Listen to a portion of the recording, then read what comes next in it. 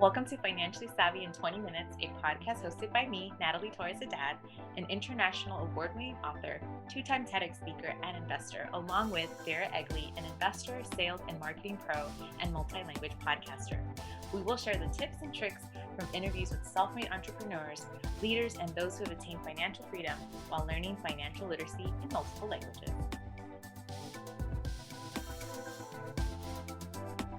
Hello. Welcome to Financially Savvy in 20 Minutes. I'm Natalie Haddad, and I'm here with Vera. Hi, everyone. She's not looking at me.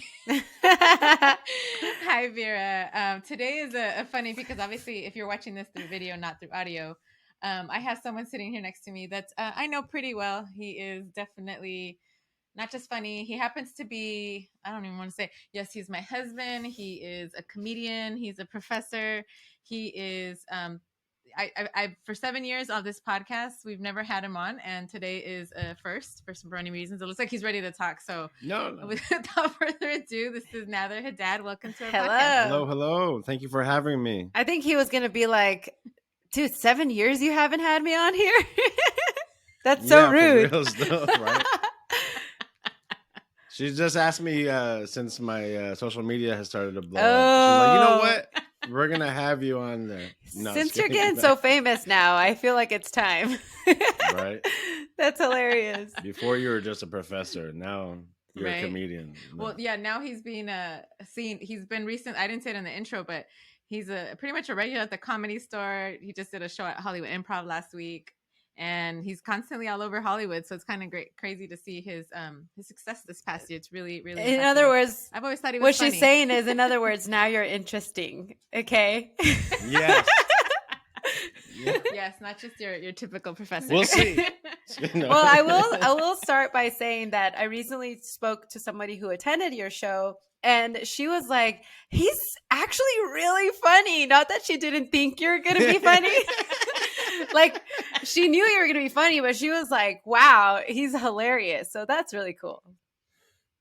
I appreciate that very much. And you know, you never really know, you invite friends and family to come see you, and you're like, hopefully you don't bomb that night, but if you do bomb, at least it's in front of friends and family, right? It's okay. They've seen us at our best and our worst. Yeah, that's for sure. Usually at our worst. Yeah. No. And the funny thing is, Vera and I were like, this is a podcast about being savvy financially and everything that we talk about investing. And I think I'm interested for people to hear or to learn from you you've been a professor for 20 something years. You can tell us a little about that if you'd like, but now you're also starting this new career. And I think oftentimes many of us at our age were afraid to, let alone change our career, like start as something new and something that is very uncommon. But if you can tell us a little bit more about that journey for you and maybe kind of like how you started investing in yourself for that, because I'm sure there's comedians listening to this too. Not in the teaching stuff, but in the comedy stuff. Yes. So how I've been investing in it, you're saying? Yeah. Well, you've seen the books, so. No. I okay the expenses. Right. That line item is okayed. Yeah, I always confuse the colors, but I'm so far. I think I'm in the red. Right, red is it's more of an investment right now. Right.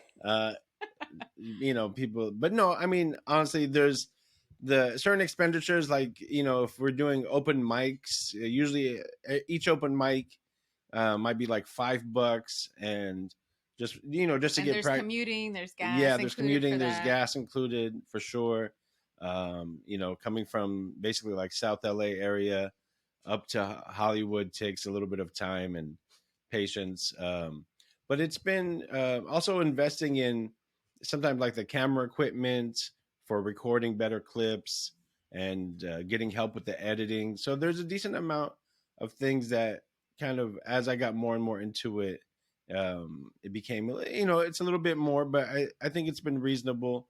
I don't know if I'm answering the question, but I tend to. Yeah, because, we do talk about real estate and we talk about your portfolios and whatnot, but our day-to-day, like in our careers or changes in our careers, or even if it was just like a hobby that you're investing in, it can get pricey. And I think that we sometimes don't really budget ourselves when it's something that is a passion.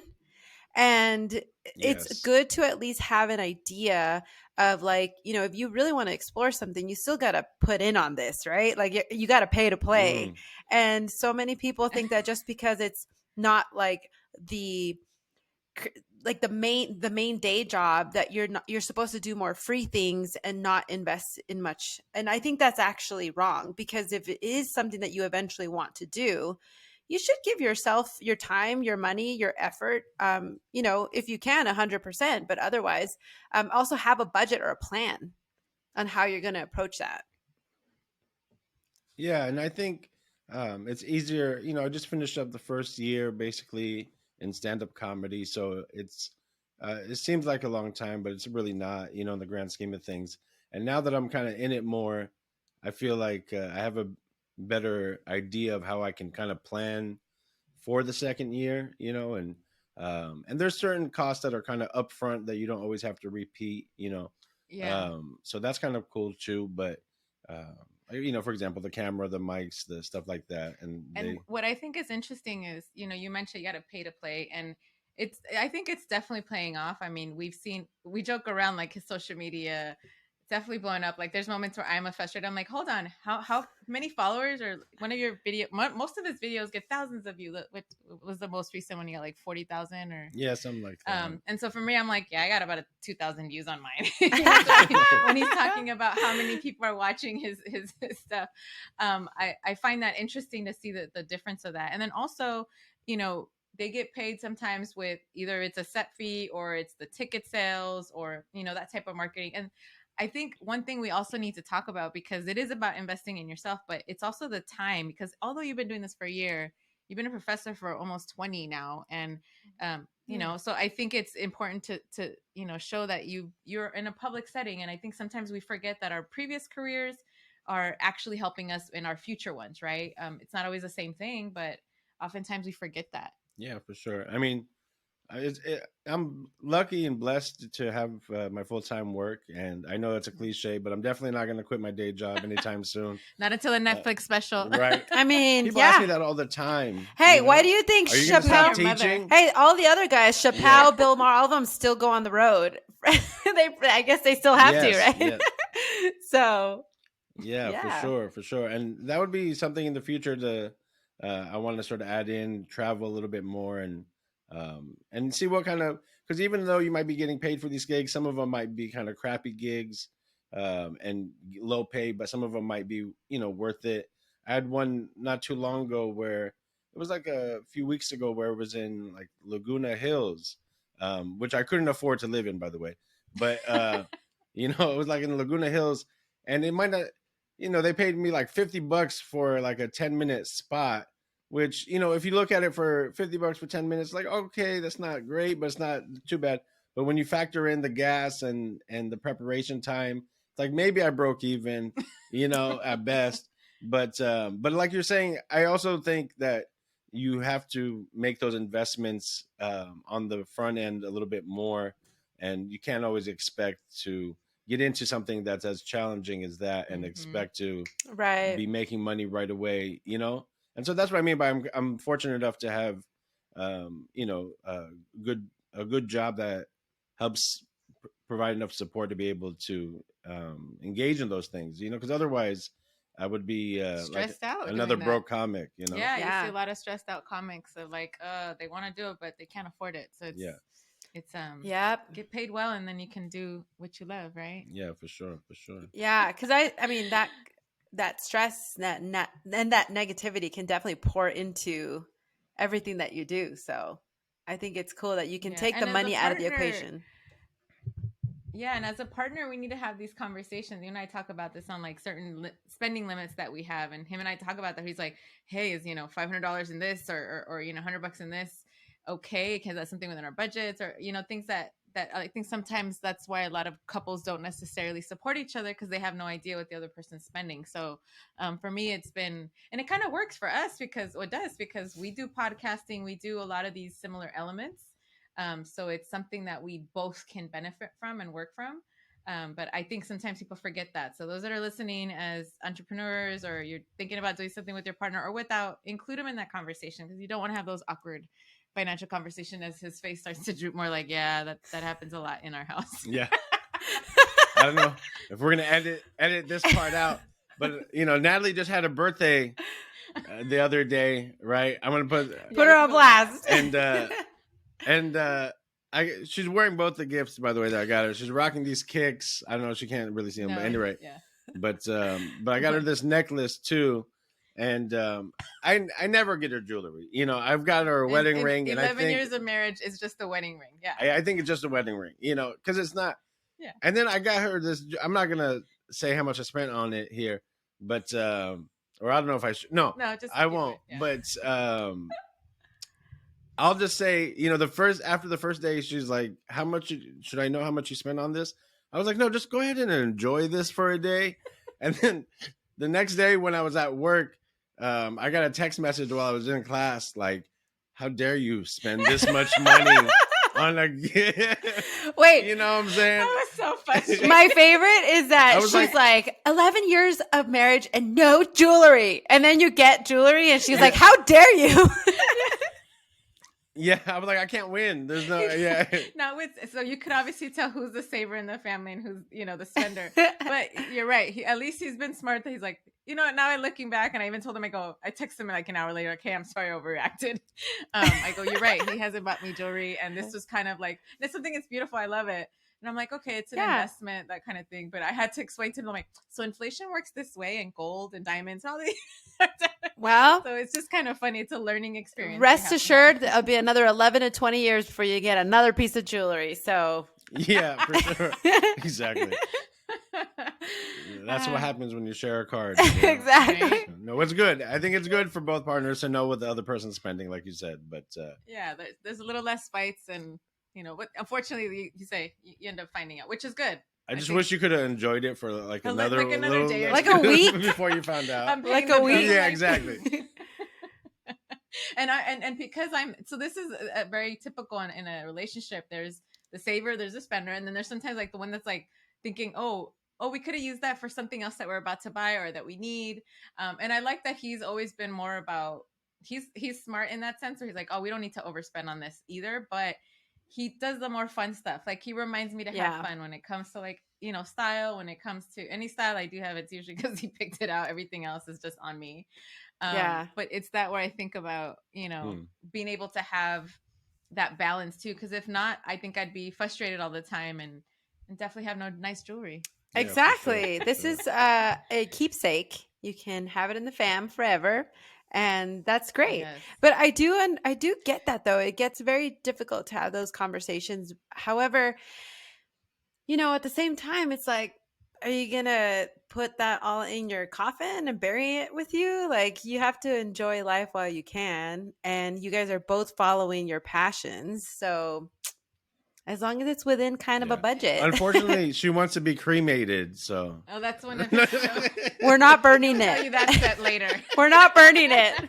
No. I'm that cost effective. Even in the afterlife, I'm like, I know what I want to be cremated. Like, this podcast just got dark. I literally had that conversation with my mom, though. I'm like, Mom, it's a lot cheaper for everyone involved if you get cremated, so I get it. Yeah. I'm like, making it's a reality. You got to have the conversation. Yeah, right? Yeah. And we had this conversation during our will and everything. But one of the things I wanted to have you on this podcast particularly is because, is there one thing you could tell people that are listening to us that are maybe comedians or trying to be creative, finding a creative outlet, that you wish you would have done a little differently, or you're glad that you did starting this out? This has now been over a year that you've been doing comedy. I mean, I guess it's kind of hard just because with new experience, I'm still kind of learning here and there, but I would say something to do differently is, actually, I don't know. I think I've done it perfectly. No, probably right. Probably. No. I think it's just making sure that you form good relationships with folks and that you do think about the potential cost of taking that leap into it, because it's not. It's sometimes we're enamored with the fun part of it, and the performance in front of the audience. And there's so much work that goes into it, and there's so much, costs that go into it that maybe I would have, thought about that a little bit more in retrospect, and kind of maybe plan things out just a little bit better. But on the flip side, I was able to take a class that was a good investment. I was able to kind of really put in some time. And even though it costs, hey, we got our dog here. Sorry, our dog is Dogs are always welcome. Yeah. Come on, Nila. Okay, fine. Hi, She's like Mila. tapping in the background. So anyone's watching, this is this cute little dog we got. One of them. Speaking of investments. That's a whole other episode. Yeah, right. Yeah, for sure. Sorry, I know my answer to this one is not the best, but I guess I told you, tell me the questions before. These are all live, by the way, people. Well, that's why I wanted to have you. So before we wrap up, right? I think that's one of the reasons why I have you, because I'm like, he's always been funny, even in like really serious situations. So today we're trying not only a different platform, some different technology, and all of you know I'm not tech savvy whatsoever. So I wanted to have you on here and put you on the spot, and you handle it really well, actually. And our dog's like, let's go for what she wants to go. Yeah. Obviously. So I think it's nice having a partner that understands, like, it's when you start trying something new. He's my guinea pig, hopefully the person you live with is supportive and in what you want to do.